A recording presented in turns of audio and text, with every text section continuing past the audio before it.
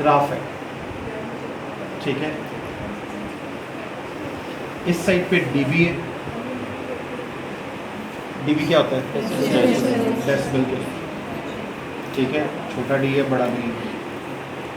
और इस साइड के ऊपर जो है ना हर्ट्ज है, ठीक है। हर्ट्ज है, मतलब हर्ट्ज से मुराद ये 250, 500, 1000, 2000, 4000, 8000 हर्ट्ज है। और यहाँ ऊपर से आ रहा है आपका 0, 10, 20, 30, 90, 100, 110, इस तरह करके।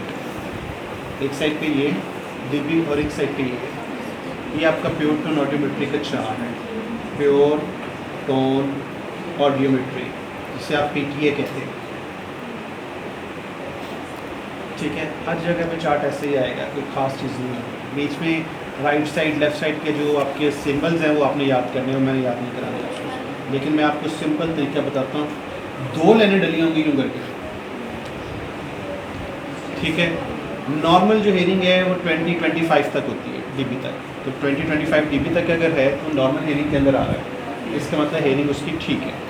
याद रखो ऊपर वाली लाइन जो है वो बोन कंडक्शन की है और नीचे वाली लाइन जो है वो एयर कंडक्शन की है। ऊपर वाली लाइन, नीचे वाली एयर कंडक्शन, क्योंकि जिस वक्त आप लोगों को एग्जाम में दे जाता है आपको यही पूछा जाता है कि बोन कंडक्शन ही कौन सी है, एयर कंडक्शन कौन सी है आप लोगों के लिए, ठीक है। ये चार्ट आएगा, ये नॉर्मल है।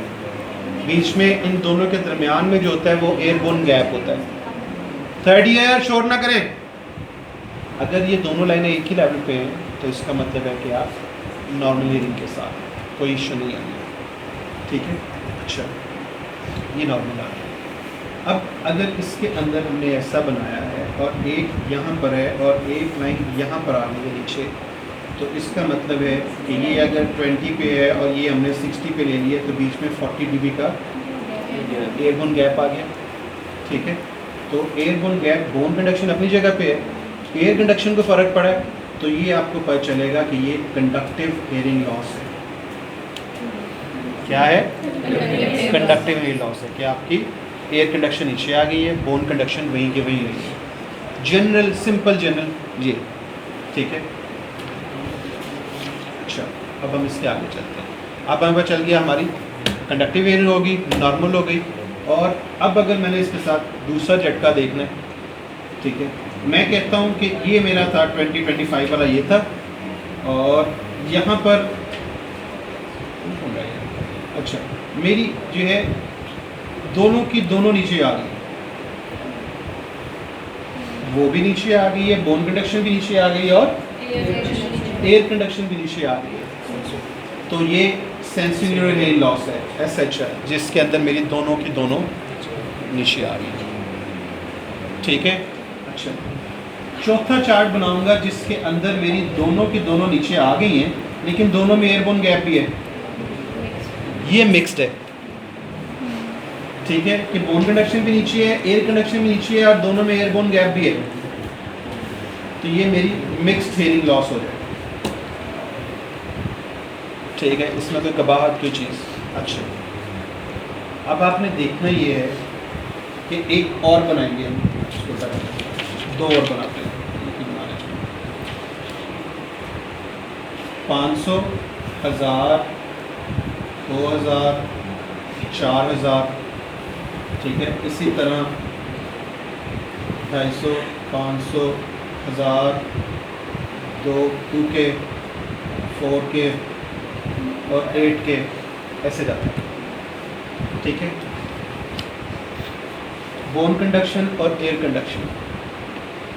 बोन कंडक्शन में एक जगह जाके जो है ना 2K के ऊपर टिप आती है। इसी तरह यहाँ पर अगर जाएंगे तो यहाँ पर आपको एयर कंडक्शन में जाके जो है ना 4K पे टिप आती है। किस जगह पे डिप आती है? 2K पे और 4K पे। अगर 2K पे डिप आती है तो उसे आप कहते हैं कारहार्ट्स नॉच। कारहार्ट्स नॉच, ठीक है। आप लोगों के लेवल के ऊपर ये पैथोगनोमिक है फॉर ऑटोस्क्लेरोसिस। 2K के ऊपर दिख पाएगी बोन कंडक्शन के अंदर, तो आप उसे कहेंगे कि ये कारहार्ट्स नॉच है और ये ऑटोस्क्लेरोसिस के लिए। अगर पैथोगनोमिक, अगर वही डिप जो है एयर कंडक्शन के अंदर 4K के ऊपर आए तो वो नॉइस इंड्यूस्ड हेयरिंग लॉस है, नॉइस इंड्यूस्ड हेयरिंग लॉस। ठीक है, अगर तुम लोगों को ये जो मैंने 6-7 ग्राफ बताए हैं ये रटा मार लो, इससे बाहर PTA नहीं आएगा। और यकीन जानो मेरे PGs के लिए भी इतना बहुत है, PGs को भी पता चलता है, लिटरली PGs को पता नहीं होता। इतना आपको पता हो ना तो आप लोग ग्राफ में कई मारने के लिए। डॉक्टर साहब इससे बाहर नहीं ग्राफ जाना, इससे बाहर है बिस्किट टाइप क्या बनती है या दूसरी चीज़ें क्या हैं या प्रेस बाइकोसिस के लिए कैसे जा रहा है, दूसरा वो बात की इशू है। लेकिन आपको जनरल कॉन्सेप्ट जो है वो इतना आना चाहिए। और यकीन जानो मुझे सिर्फ इतना समझने के लिए 4 साल लग गए थे, मुझे समझ नहीं आया था। टिम्पैनोग्राम इस तरह से बनता है, उसमें नीचे आएगा 0, इस साइड पे -100, इस साइड पे -200, इस साइड पे 100, इस साइड पे 200 और इस साइड पे कंप्लायंस है। क्या है कंप्लायंस? किसकी? टिम्पैनिक मेम्ब्रेन की कंप्लायंस होती है। मिडिल एयर की कंप्लायंस कहते हैं ना उसको, टिम्पैनिक मेम्ब्रेन ना भी कहें तो उसको मिडिल एयर की कंप्लायंस आती है। ठीक है, टिम्पैनिक मेम्ब्रेन।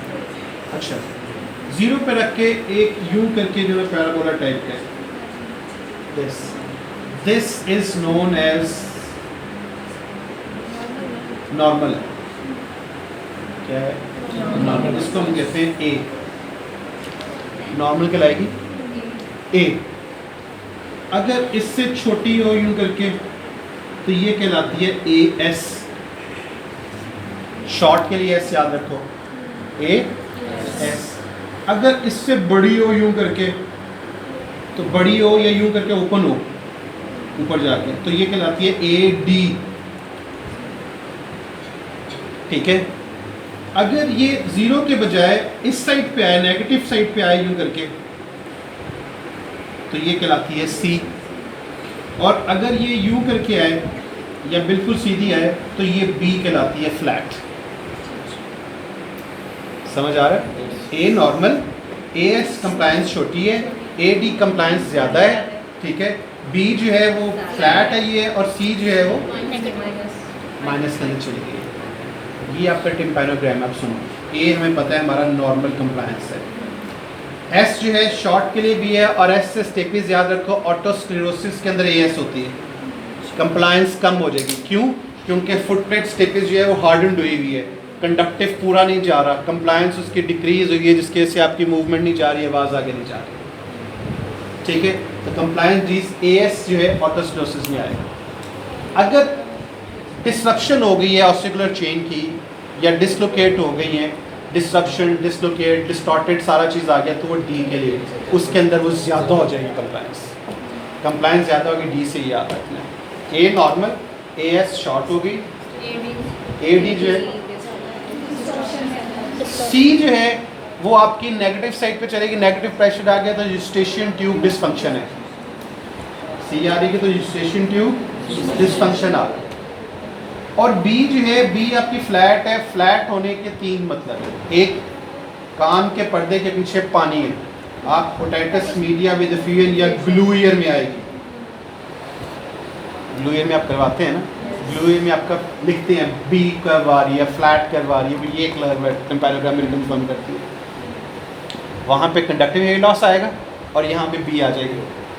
ठीक है, ग्लू ईयर में। या फिर टिम्पैनिक मेम्ब्रेन जो है परफोरेशन है, रप्चर हुई हुई है, कान का पर्दा फटा हुआ है, तभी फ्लैट आ रही है। या फिर आगे को पाथ है, वैक्स पड़ी है, आगे जा नहीं रहा, ये वैक्स है, इन 3-4 वजूहत आती हैं। आप ये आपका टिम्पैनोग्राम है। और यकीन जानो हम लोगों को अपनी फेलोशिप तक जो है ये नहीं आता था, क्योंकि किसी ने ऐसे समझाया नहीं है। अगर तुम लोग याद कर लो तो this is the easiest way to get learn, और मैं इसलिए स्टूडेंट्स को पढ़ाता हूँ। ठीक है, इस चीज़ के अंदर आपका ये सारा कवर हो गया। अब अगर मैं कह रहा हूँ ऑटोस्क्लेरोसिस है, ऑटोस्क्लेरोसिस है तो हमें मालूम है कि हमारा कंडक्टिव हेयर लॉस आएगा, कंडक्टिव हेयर लॉस, यहाँ से कंडक्टिव हेयर लॉस आ गया और यहाँ से हमारा AS आएगी, मुश्किल है। इसी तरह अगर मैं कहूँ टाइटस मीडिया विद फ्यूजन है तो हमारा यहाँ पे कंडक्टिव हेयर लॉस आएगा, यहाँ पे B आ जाएगी, ये टेम्पैनिक B आ जाएगा। तो प्योर टोन ऑडियोमेट्री और टिम्पैनोग्राम ये दोनों के दोनों टेस्ट यहाँ पर आते फिट होते हैं।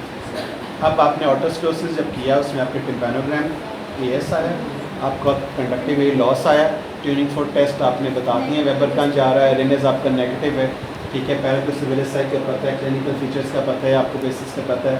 अब आगे आए थे ट्रीटमेंट के लिए इसमें 4 ऑप्शन दी जाते हैं। फर्स्ट ऑप्शन है अगर ज़्यादा इशू नहीं है वेट एंड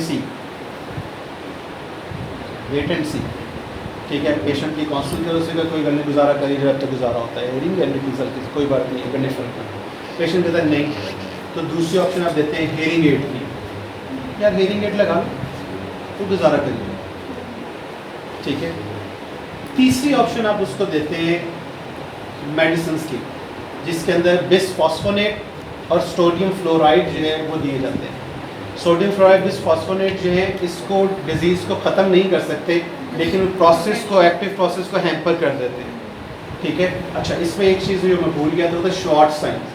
जिस वक्त जो एक्टिव फोकस होता है ना, आप टिम्पैनिक मेम्ब्रेन को देखते हैं तो आपको जो ना पिंकिश ह्यू नज़र आता है पीछे, वो एक्टिव फोकस को उसको शॉर्ट साइन कहते हैं, ठीक है। शॉर्ट साइंस भी याद रखना है, ऑटोस्क्लेरोसिस का पार्ट है, लिखा हुआ किताब में, ठीक है। तो वो जो है आपकी एक्टिव फोकस के अंदर मेडिसिन काम करेंगे, बिसफॉस्फोनेट है, सोडियम फ्लोराइड। सोडियम फ्लोराइड के बड़े साइड इफेक्ट हैं, आपके दांत गिरना, आपकी रीढ़ की हड्डी का मसला, सारी चीज़ें बात है। अच्छा, उसके बाद अगला स्टेप जो है वो आपका आता है स्टेपिडोटमी, ठीक है। स्टेपिडोटमी या स्टेपिडेक्टमी जिसे कहते हैं। स्टेपिडेक्टमी में करते क्या हैं कि आप सुप्रा स्ट्रक्चर जो है उसको रिमूव कर देते हैं, ठीक है। स्टेपिडोटमी के अंदर आप सुराख करते हैं स्टेपिस फुट प्लेट के अंदर। स्टेपिस फुट प्लेट में सुराख करके इस तरह का पिस्टन होता है, पिस्टन नीचे अंदर यूं के जाता है और ये वाला इनकस के अंदर लगाते हैं और वो जो मूवमेंट थी आपकी बहाल कर दी जाती है।